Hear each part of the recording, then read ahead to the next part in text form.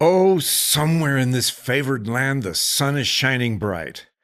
The band is playing somewhere, and somewhere hearts are light. And somewhere men are laughing, and somewhere children shout. But there is no joy in Mudville.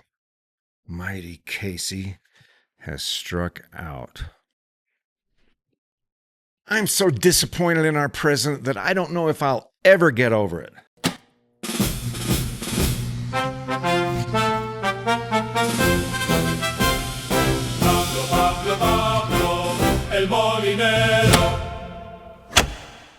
Some 8 months ago, I reported on an event which I felt would define the America First and Make America Great Again movements. The event would surely have cemented Donald Trump's name in the annals of American history as the most American American to ever occupy the American White House. But then everything got turned up sideways cattywampus and fell flat on its ear bone. Now I don't even know what to believe in anymore. Of course, I am referring to the UFC matches at the White House originally scheduled for July 4th, but now shamefully reprogrammed for June 14th? How could Trump betray his values and let the whole country down in such a cowardly fashion? I was so excited at the initial announcement that your normally staid and proper Pablo even dropped a few F-bombs upon hearing the news. Are you fucking kidding me? When I heard the news, I figured they meant a day or a week before the actual date as kind of a lead-up to the main festivities.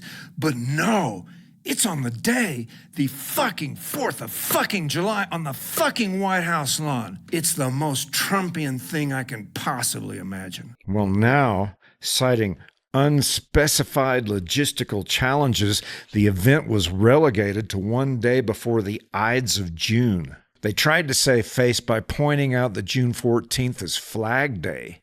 Flag Day? Is that even real? When's the last time anyone celebrated Flag Day? And for those of you who aren't regular followers of this channel, I will simply point out that unspecified logistical challenges is CIA spook talk for we're the ones in control here, lest we forget. Not pointing fingers at anyone, but maybe Dana White should keep his eyes on the grassy knoll. Just saying. Forget the obvious deficiencies of having the event on that date, like the fact that the 14th is a Sunday night before a work day, or that it directly clashes with the World Cup match between the Ivory Coast and Ecuador. This dilutes the whole Trump message of American greatness. There will be prolonged chants of USA, USA, and the whole world will be watching and celebrating America's semi-quincentennial. When Trump walks into the venue, the cheers and rhythmic calls of Trump, Trump, Trump will thump and quake the nation and be heard from sea to shining sea. The Dalai Lama is going to watch.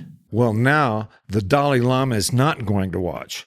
On June 14th, he's going to be busy signing autographs at the Kathmandu Convention Center for $10 a pop at Comic-Con. In fact, no one is going to watch. The sparse chants of Ecuador, Ecuador will drown out any incantations of USA that emanate from the UFC event. More people will be watching reruns of The Bachelorette than the fights. Wasted opportunity. It will be Trump-style, over-the-top, gaudy, and noisy. The build-up to the big day will be unrelenting, and the legacy media will be forced to cover it because of its value as a news story. The media will still cover it, but it won't be the same. Mostly not the same, anyway. They'll still say that he's just trying to distract us from the Epstein files, but it won't have the same impact as if it were on the 4th of July. So, what can the anti-MAGA crowd do? Well, they can mope and beg the D.C. courts to find some excuse to put a stop to the event. Quite a few will surreptitiously join in on the fun, denouncing the proceedings in public, but with the big screen TVs all fired up at their cookout parties. Well, not anymore. There will be no barbecue parties, no coverage of winning fighters doing the Trump dance. None of that. Look, I pointed out that I don't even like the UFC. I'm not a fight fan. But I was planning on hosting a small gathering to watch this one.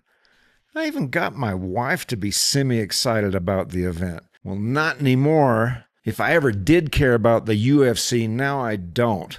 I don't even know what I'm supposed to do on the 4th now. Watch the fireworks show on TV with the Boston Pops playing the Liberty Bell March and the 1812 Overture? Might as well just read a book or spend some quality time with the family.